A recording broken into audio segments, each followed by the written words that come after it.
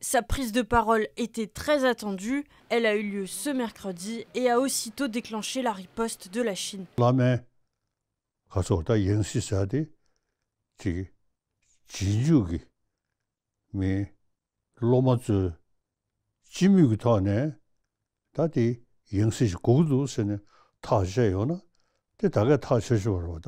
Le Dalai Lama, le chef spirituel de la communauté tibétaine, a fait savoir qu'un successeur serait désigné à sa mort pour assurer la continuité de sa fonction.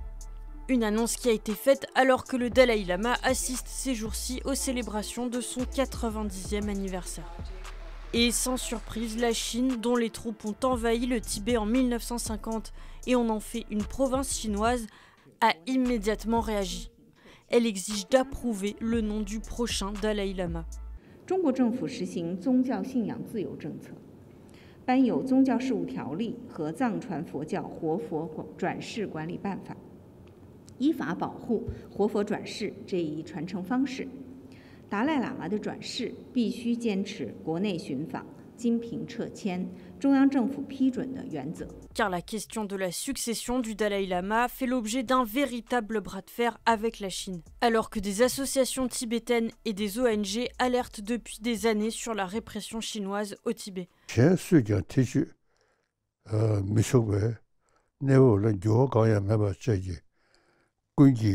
L'actuel Dalai Lama, Tenzin Gyatso pour l'état civil, est considéré comme un dangereux séparatiste par la Chine. Dès l'âge de 2 ans, il devient le 14e chef spirituel et politique des Tibétains. En 1959, il fuit la répression chinoise et trouve refuge dans le nord de l'Inde. Il fonde ensuite un gouvernement tibétain en exil. Lauréat du prix Nobel de la paix en 1989, le Dalai Lama est depuis devenu le symbole du combat pour l'autodétermination du Tibet. Tibetan Buddhism not depend on one person. No. Sooner or later, that person will go.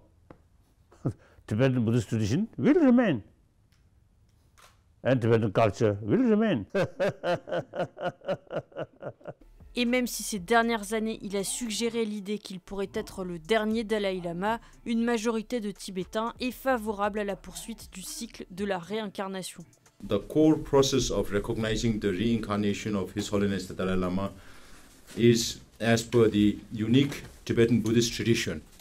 Hence, we not only strongly condemn the People's Republic of China's usage of reincarnation subject for their political gain, and we shall never accept it. En 2011, le Dalai Lama avait renoncé au pouvoir politique de sa charge, qu'il avait confié à un Premier ministre et à un gouvernement en exil démocratiquement élu. Il avait déjà écarté plusieurs fois l'idée que son successeur puisse être nommé par Pékin.